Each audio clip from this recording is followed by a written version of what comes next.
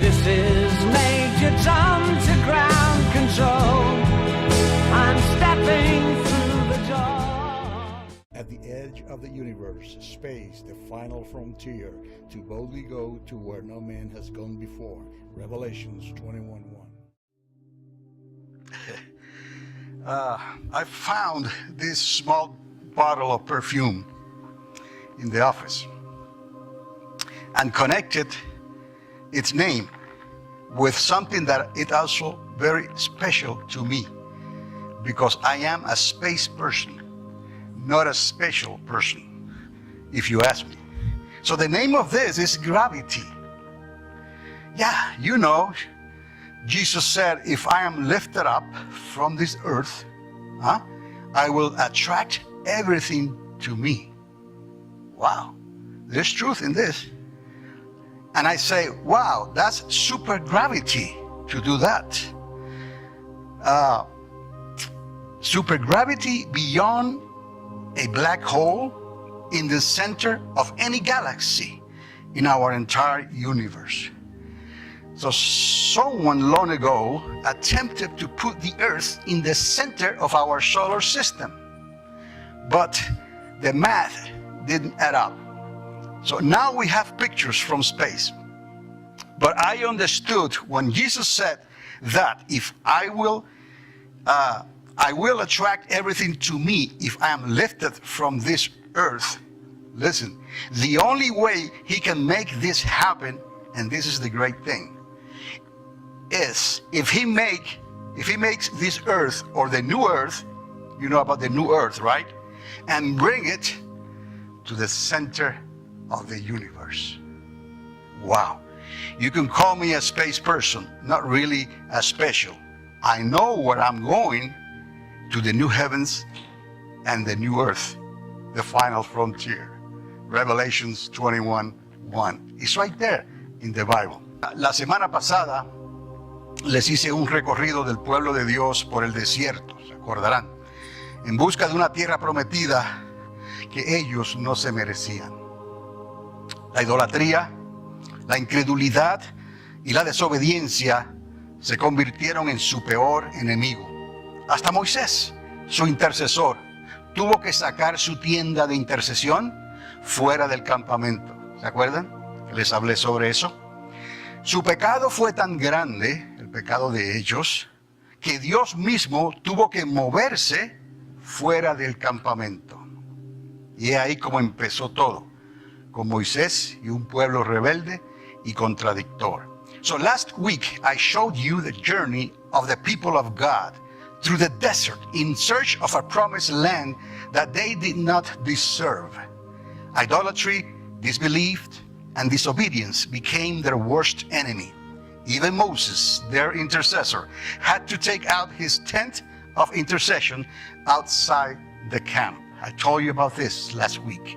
Their sin was so great that God himself had to move outside the camp. So, unos 1500 años después, Dios reúne a su pueblo una vez más. 1500 años después de esta historia, ¿no? Para arreglar este asunto de la incredulidad y la desobediencia de una vez y para siempre. Y esta vez, ni aún el Mesías, prometido por Moisés, que Moisés lo dijo, quisieron escuchar. Entonces, ¿por qué se les hizo tan difícil creer y obedecer a Dios? Hoy vamos a ver que les faltó una póliza de seguro, sí, una póliza de seguro que era indispensable y lo sigue siendo hoy, mis amados. Por eso estoy aquí hablándole de esto, que les llevaría a compartir, oiga, las arras del Espíritu de Dios. Diga, las arras del Espíritu de Dios. Y los guiaría entonces a la obediencia que Dios esperaba de ellos entonces y que sigue esperándose de nosotros hoy, porque Dios es el mismo. So some 1500 years later, God gathers his people once again to settle this matter of disbelief and disobedience once and for all. And this time, not even the Messiah promised by Moses They wanted to listen to him. So why was so difficult for them to believe and obey God? Why? Today we are going to see that they lacked an insurance policy that was indispensable and remains so today, that would lead them to share the earnest of the Spirit of God. The earnest of the Spirit of God. We need the Holy Spirit. Without him, we won't be able to make it.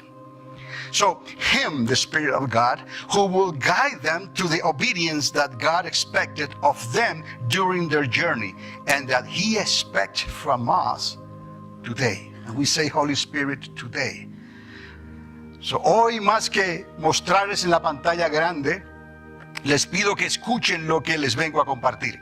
Estamos llegando a un punto crítico en la historia del cristianismo, donde Dios está a punto de pedirle cuentas a un pueblo que ha contristado al Espíritu de Dios.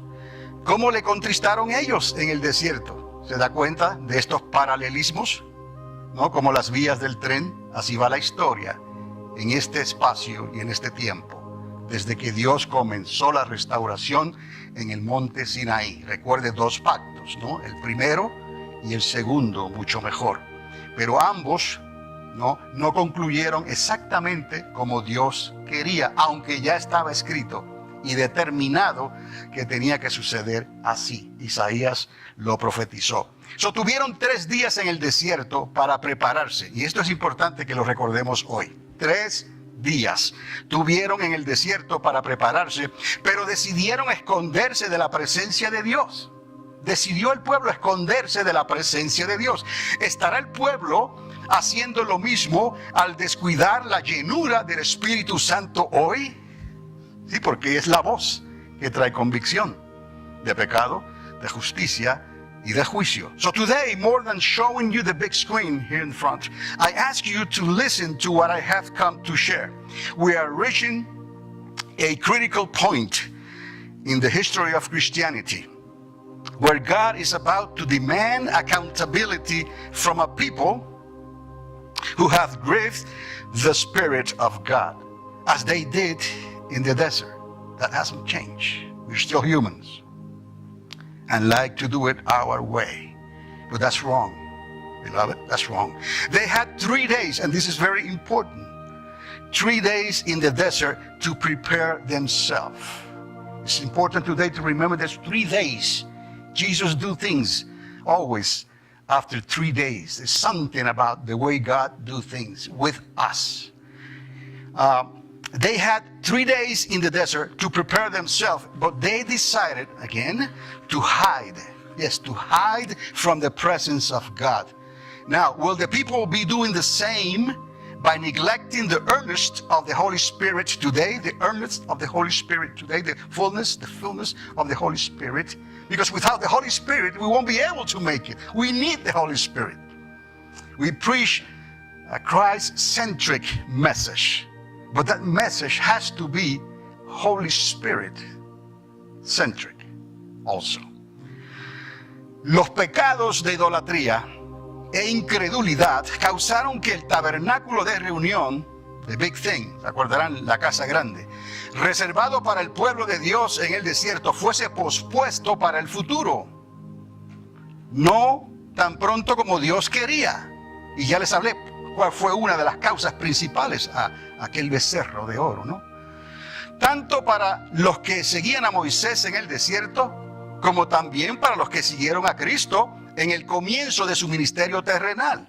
Lo que pasó en el ministerio de Jesús hace 2000 años atrás no es muy diferente al rechazo que tuvo Moisés en el desierto con el becerro de oro. ¿Me está entendiendo? El punto de este mensaje es hacerte ver que el pueblo de hoy ha llegado a la misma conclusión en el tiempo más crítico a esperarse. Si contristamos al Espíritu Santo, si no tomamos este asunto en serio, hemos, en cierta manera, hecho lo mismo. Y la excusa, que tenemos gracia, y que la gracia es favor inmerecido, y que por lo tanto podemos tal vez vivir como querramos en irresponsabilidad, sin disciplina, ¿no? Y aún así recibir los galardones que Cristo tiene para nosotros.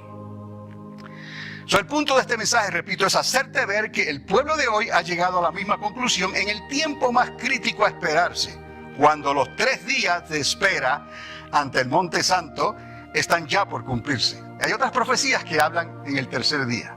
Los herí, los vendaré, los sanaré, y al tercer día. Y recuerden lo que dijo Dios sobre lo que para Él significa un día o 1000 años. Justo antes estaría a pasar esto, a que la gloria del unigénito Hijo de Dios se manifieste, como se manifestó en el monte delante del pueblo de Dios. La gloria de Jehová, dice la Escritura. Past 100,000 miles, I'm feeling very scared.